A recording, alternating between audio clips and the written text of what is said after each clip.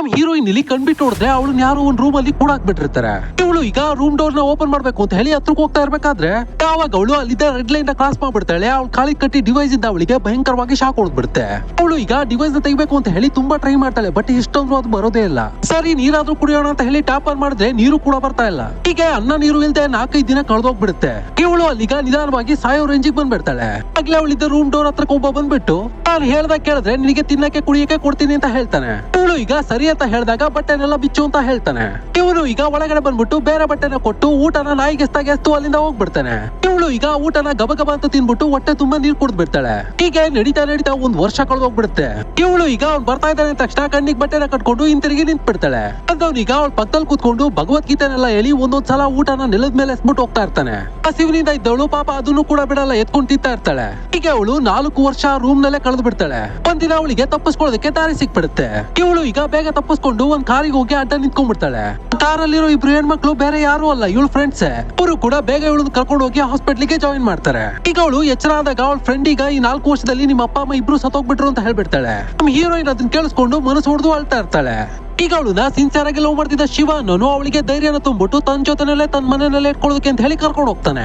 ಈಗ ಅವಳು ಒಂದಿನ ಊಟಕ್ಕೆ ಕರೆಯೋದಕ್ಕೆ ಅಂತ ಹೇಳಿ ಬಂದಾಗ ಅವಳು ಕಾಲಲ್ಲಿದ್ದ ಗಾಯನ ನೋಡಿ ಜಸ್ಟ್ ಟಚ್ ಮಾಡ್ತಾನೆ. ಅವಳಿಗಾಗ ಹಳೆದೆಲ್ಲ ನೆನಪಿಗೆ ಬಂದು ಭಯ ಬಿದ್ದು ಹಿಂದೆ ಹೋಗ್ಬಿಡ್ತಾಳೆ. ಹೀಗೆ ಅವಳಲ್ಲಿ ಯಾರ ಜೊತೆನೂ ಮಾತಾಡದೆ ಸುಮ್ನೆನೆ ಇರ್ತಾಳೆ. ಮತ್ತಿನ ಶಿವನು ಈಗ ಎಷ್ಟು ದಿನ ಅಂತ ಇದೇ ತರ ಇರ್ತೀಯಾ, ನಾನು ನಿನ್ನ ಕಾಲೇಜ್ ಡೇಸ್ ಇಂದ ಎಷ್ಟು ಸಿನ್ಸಿಯರ್ ಆಗಿ ಲವ್ ಮಾಡ್ತಾ ಇದ್ದೀನಿ, ಸ್ವಲ್ಪ ಏನಾದ್ರು ಅರ್ಥ ಮಾಡ್ಕೊ ಅಂತ ಹೇಳಿ ಅಲ್ಲಿಂದ ಹೋಗ್ಬಿಡ್ತಾನೆ. ಆಗ ಅಲ್ಲಿಗೆ ಅವಳ ಫ್ರೆಂಡ್ ಬಂದ್ಬಿಟ್ಟು ನಾವೆಲ್ಲ ನಿನ್ನ ಸ್ವಲ್ಪ ದಿನ ಹುಡುಕಿ ಸುಮ್ನೆ ಆಗ್ಬಿಟ್ವಿ, ಆದ್ರೆ ಶಿವ ಮಾತ್ರ ನಿನ್ನ ಬಿಡದೆ ಹುಡುಕ್ತಾನೆ ಇದ್ದ, ಅಷ್ಟು ಪ್ರೀತಿ ನಿನ್ನ ಕಂಡ್ರೆ ಅಂತ ಹೇಳ್ತಾಳೆ. ನಮ್ ಹೀರೋಯಿನ್ಗೂ ಈಗ ಅವನ ಮೇಲೆ ಸಿಂಪತಿ ಹುಟ್ಟಿ ಲವ್ ಕೂಡ ಆಗ್ಬಿಡುತ್ತೆ. ಅವರಿಬ್ರು ಈಗ ಫೈನಲಿ ಮದುವೆ ಮಾಡ್ಕೊಂಡು ಹ್ಯಾಪಿಯಾಗಿ ಜೀವನ ಮಾಡೋದಕ್ಕೆ ಅಂತ ಹೇಳಿ ಸ್ಟಾರ್ಟ್ ಮಾಡ್ತಾರೆ. ಈಗ ಹ್ಯಾಪಿ ಆಗಿರ್ಬೇಕಾದ್ರೆ ಶಿವ ಒಂದಿನ ಅವ್ರ ಬಾಸ್ ನ ಮನೆ ಕರ್ಕೊಂಡ್ ಬರ್ತಾನೆ. ಆಗಲ್ಲಿ ಅವ್ನ ಬಾಸ್ ಮಾತಾಡ್ತಾ ಇದ್ರೆ ನಮ್ ಹೀರೋಯಿನ್ ರಿಯಾಕ್ಷನ್ ನೋಡಿ ಹಾಗೇನೆ ಚೇಂಜ್ ಆಗ್ಬಿಡುತ್ತೆ. ಯಾಕಂದ್ರೆ ಇವಳು ಕಿಡ್ನಾಪ್ ಮಾಡಿದವನ್ ವಾಯ್ಸ್ ಇವನ್ ಬಾಸ್ ವಾಯ್ಸ್ ಒಂದೇ ತರ ಇರುತ್ತೆ. ನಮ್ ಹೀರೋಯಿನ್ ಈಗ ಇವನೇ ನನ್ನ ಕಿಡ್ನಾಪ್ ಮಾಡಿದ್ದು ಅಂತ ಹೇಳಿ ಕನ್ಫರ್ಮ್ ಮಾಡ್ಕೊಂಡು ಅವ್ರು ಕುಡಿತಿದ್ದ ಡ್ರಿಂಕ್ಸ್ ನಲ್ಲಿ ಮತ್ತಿನ ಪುಡಿನ ಮಿಕ್ಸ್ ಮಾಡ್ಬಿಡ್ತಾಳೆ. ಅವನಿಗಲ್ಲಿ ಜ್ಞಾನ ತಪ್ಪಿದ್ದಾದ್ಮೇಲೆ ಅವನೀಗ ಒಂದ್ ಚೇರಿಗೆ ಕಟ್ಟಾಕಿ ನೀನೇ ತಾನೇ ನನ್ನ ಕಿಡ್ನಾಪ್ ಮಾಡಿ ಚಿತ್ತಾಂಶ ಕೊಟ್ಟಿದ್ದು ಅಂತ ಹೇಳಿ ಗನ್ ಅವ್ನ ತಲೆಗಿಟ್ಟು ಎದುರಿಸಿ ಕೇಳ್ತಾಳೆ. ಆಗಲ್ಲಿಗೆ ಶಿವ ಬಂದು ನಮ್ಮ ಬಾಸು ತುಂಬಾ ಒಳ್ಳೆಯವರು, ಆತರ ಎಲ್ಲ ಮಾಡಿರೋಲ್ಲ ಅಂತ ಹೇಳ್ತಾನೆ. ನಮ್ ಹೀರೋಯಿನ್ ಈಗ ಅವನ್ನ ಕರ್ಕೊಂಡು ಗೆಸ್ಟ್ ಹೌಸ್ ಹೋಗಿ ನೋಡಿದ್ರೆ ಅದೇ ಜಾಗದಲ್ಲೇನೆ ನಮ್ ಹೀರೋಯಿನ್ ಕೂಡ ಹಾಕಿದ್ದು ಅಂತ ಹೇಳಿ ಗೊತ್ತಾಗ್ಬಿಡುತ್ತೆ. ಅದಲ್ಲದೆ ಈಗ ಹೀರೋಯಿನ್ ಫ್ರೆಂಡ್ ಕೂಡ ಕಿಡ್ನಾಪ್ ಮಾಡ್ಕೊಂಡ್ ಬಂದಿರ್ತಾನೆ. ಈಗ ಶಿವನು ಕೂಡ ಯಾಕೆ ನನ್ನ ಹೆಂಡತಿನ ಕಿಡ್ನಾಪ್ ಮಾಡಿ ಟಾರ್ಚರ್ ಕೊಟ್ಟೆ ಅಂತ ಹೊಡಿತಾ ಇದ್ರೆ ನಮ್ ಹೀರೋಯಿನ್ ಕೂಡ ಅವನನ್ನ ಸುಟ್ಟು ಸಾಯಿಸ್ಬಿಡ್ತಾಳೆ. ಹಾಗೆ ಅವ್ರ ಫ್ರೆಂಡ್ ಈಗ ಸೇಫ್ ಆಗಿ ಮನೆ ಕರ್ಕೊಂಡ್ ಬರ್ತಾರೆ. ಈಗ ಅಲ್ಲಿ ಶಿವ ನಮ್ ಹೀರೋಯಿನ್ ಹತ್ರ ಮಾತಾಡ್ತಾ ಅವ್ನ ನಿನಗೆ ಊಟನ ನೆಲದ ಮೇಲೆ ಹಾಕಿ ನಾಯಿ ತರ ತಿನ್ನೋದಕ್ ಬಿಟ್ಟವನು ಅಂತವನು ಸಾಯೋದ್ರಲ್ಲಿ ತಪ್ಪೇ ಇಲ್ಲ ಅಂತ ಹೇಳ್ತಾ ಇದ್ರೆ ನಮ್ ಹೀರೋಯಿನ್ ರಿಯಾಕ್ಷನ್ ಮತ್ತೆ ಚೇಂಜ್ ಆಗ್ಬಿಡುತ್ತೆ. ಯಾಕಂದ್ರೆ ಆ ವಿಷಯನ ಹೀರೋಯಿನ್ ಯಾರ ಹತ್ರನೂ ಹೇಳೇ ಇರೋದಿಲ್ಲ. ಈಗ ಇದೇ ವಿಷಯನ ಶಿವನ ಹತ್ರ ಹೇಳಿದ ತಕ್ಷಣ ಅವ್ನ ರಿಯಾಕ್ಷನ್ ಕೂಡ ಚೇಂಜ್ ಆಗ್ಬಿಡುತ್ತೆ. ಶಿವನಿಗೂ ಈಗ ಇವಳಿಗೆಲ್ಲ ವಿಷಯ ಗೊತ್ತಾಯ್ತು ಅಂದ ತಕ್ಷಣ ಅವಳನ್ನೀಗ ಹೊಡೆದ್ಬಿಟ್ಟು ಲಾಕ್ ಮಾಡ್ಬಿಡ್ತಾನೆ.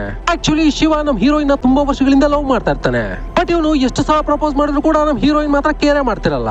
ಅದಕ್ಕೆ ಅವಳನ್ನ ಕಿಡ್ನಾಪ್ ಮಾಡ್ಬಿಟ್ಟು ಚಿತ್ರಹಿಂಸೆನ ಕೊಟ್ಬಿಟ್ಟಿರ್ತಾನೆ. ಅದಲ್ಲದೆ ಅವಳ ಅಪ್ಪ ಅಮ್ಮನು ಕೂಡ ಇವನೇ ಕೊಲೆ ಮಾಡ್ಬಿಟ್ಟಿರ್ತಾನೆ. ಆಮೇಲೆ ಇವಳನ್ನ ತಪ್ಪಿಸ್ಕೊಳ್ಳೋ ಹಾಗೆ ಮಾಡಿ ಇವನೇ ಕೇರ್ ತಗೊಳ್ಳೋ ತರ ನಾಟಕ ಮಾಡ್ಬಿಟ್ಟು ಕೊನೆಗೆ ಅವಳು ಲವ್ ಮಾಡೋ ಹಾಗೆ ಮಾಡಿ ಮದ್ವೆ ಕೂಡ ಮಾಡ್ಕೊಂಡ್ಬಿಟ್ಟಿರ್ತಾನೆ. ಅವ್ನ ವಯಸ್ಸಲ್ಲಿ ಮಾತಾಡಿದ್ರೆ ಯಾವತ್ತಾದ್ರೂ ಒಂದ ತಗ್ಲಾಕೋತೀನಿ ಅಂತ ಅವ್ನು ತುಂಬಾ ಚೆನ್ನಾಗಿ ಗೊತ್ತು. ಅದಕ್ಕೆ ಅವನು ವಾಯ್ಸ್ ನ ಚೇಂಜ್ ಮಾಡ್ಕೊಂಡು ಅವ್ರ ಬಾಸ್ ವಾಯ್ಸ್ ಅಲ್ಲಿ ಮಾತಾಡಿರ್ತಾನೆ. ಯಾಕಂದ್ರೆ ಯಾವತ್ತವಳು ಅವನನ್ನ ಕಂಡಿಡಿತಾಳೆ ಅವತ್ತು ಅವನನ್ನ ಸಾಯಿಸ್ತಾಳೆ ಅಂತ ಇವನಿಗೆ ತುಂಬಾ ಚೆನ್ನಾಗಿ ಗೊತ್ತು. ಅದಕ್ಕೆ ಪ್ಲಾನ್ ಮಾಡ್ಕೊಂಡೆ ಬಾಸ್ ನ ಸಿಗಾಕ್ಸಿ ಸಾಯಿಸೋ ಹಾಗೆ ಮಾಡಿರ್ತಾನೆ. ಈಗ ಇವಳು ಜೈಲಿಗೆ ಹೋದ್ರೆ ಇವಳು ಆಸ್ತಿ ಎಲ್ಲ ನಂದೇ ಆಗುತ್ತೆ ಅಂತ ಹೇಳಿ ಪ್ಲಾನ್ ಮಾಡ್ಕೊಂಡಿರ್ತಾನೆ. ಆದ್ರೆ ನಾನೇ ಮಾತು ಕೊಟ್ಬಿಟ್ಟು ಸಿಗಾಕೊಂಡ್ಬಿಟ್ಟೆ ಅಂತ ಹೇಳ್ತಾನೆ. ಅದಕ್ಕೆ ನಮ್ ಹೀರೋಯಿನ್ ಈಗ ನನ್ನ ಫ್ರೆಂಡ್ ಏನು ಕಿಡ್ನಾಪ್ ಮಾಡಿದೆ ಅಂತ ಕೇಳ್ತಾಳೆ.